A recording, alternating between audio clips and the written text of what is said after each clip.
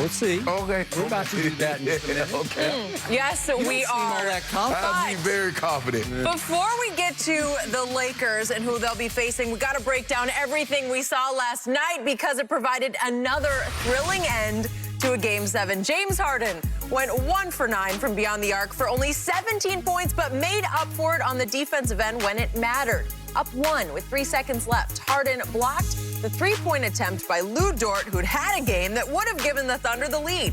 After Houston made 1 of 2 free throws, OKC had a second left to inbound, but couldn't complete a pass to get a shot off in time. So, Shannon, did the Rockets win this game, or did the Thunder lose it? The Rockets.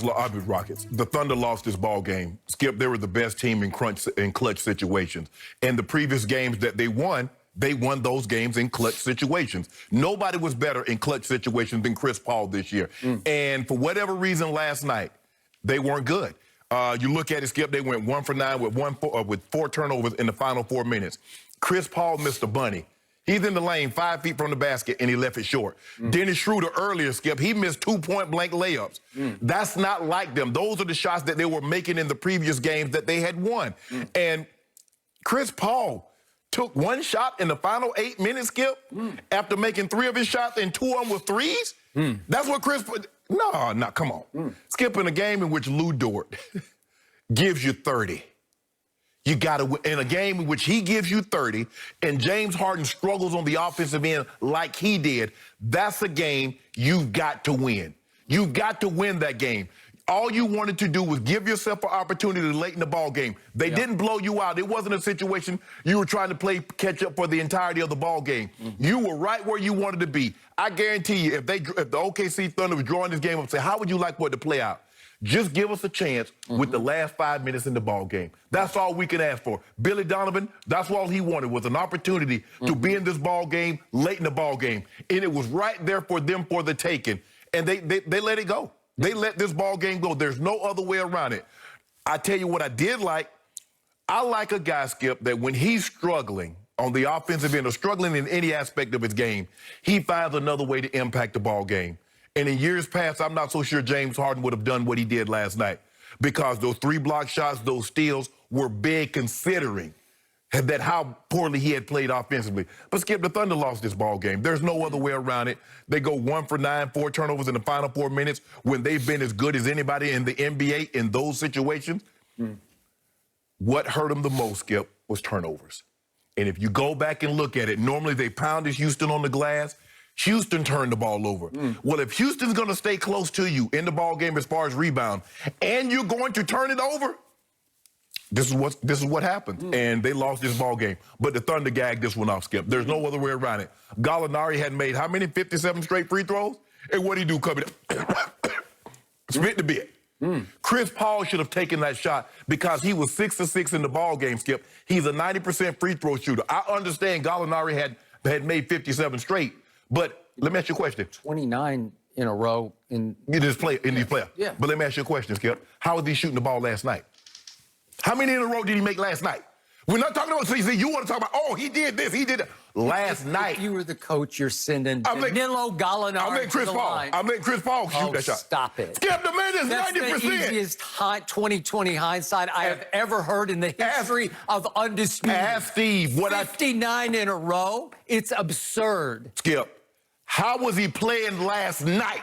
I don't care. See? And last night. And that's why you're going home. Big shots for this team. I'm talking about last night. Oh, stop it. I'm talking about last night. See, you keep going, but see, that's the thing. You like to dig up the past. Well, he did this, he did that. We're talking about right now in the moment. I'm digging up the present. And how did he play? 59 in a row? You're kidding. There's no way. If you're sitting in Billy Donovan's seat, there's no way you say, Chris, you go shoot this. Can I ask you a question? Stop it. How was he playing last night? That's all I'm asking. How was he playing last night? Did you notice of all the people that played in the game last night, he had the lowest plus minus. Excuse me, highest. It was in a bad way. He was minus 16 in 27 minutes. Go ahead. I am going to take nothing away from the Houston Rockets. They won this game in all the little big ways they've been winning lots of games this year since they went small. I have told you again and again and again and again and again, the Rockets now play defense. The Rockets now disrupt you with their amoeba zones and their small ball scramble defenses where they all play all 5 positions. And guess who leads the playoffs to date in forcing turnovers? Oklahoma City's turned the ball over. It's because they're getting it turned over by the Houston Rockets. If you look at this team right now, who, like in the playoffs so far, Covington is 3rd in deflections.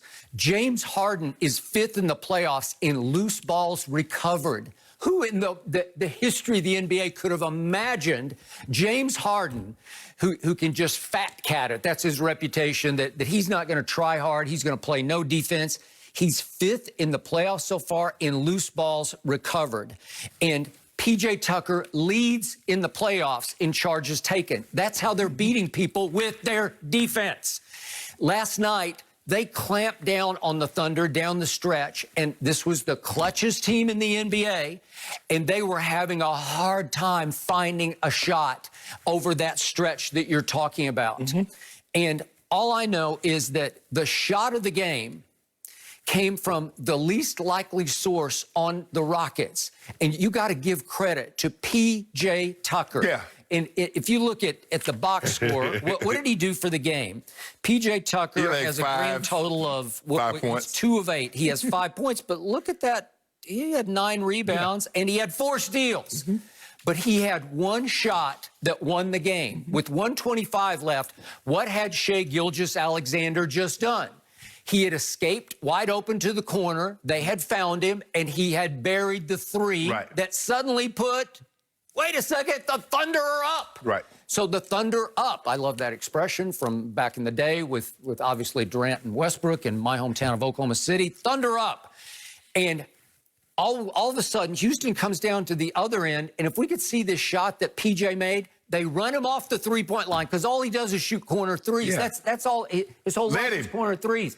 And Steven Adams made a run at him, and he goes up and under, and watch this. From James Harden, up and under. That's a hard shot. It's a little 12-foot running jumper. You don't expect it. How many of those did he shot in the whole year? Because I checked this out. During the year, he attempted 299 threes. He attempted only 127 twos in the race. So only 30% of his shots in the regular season were from 2-point. Right.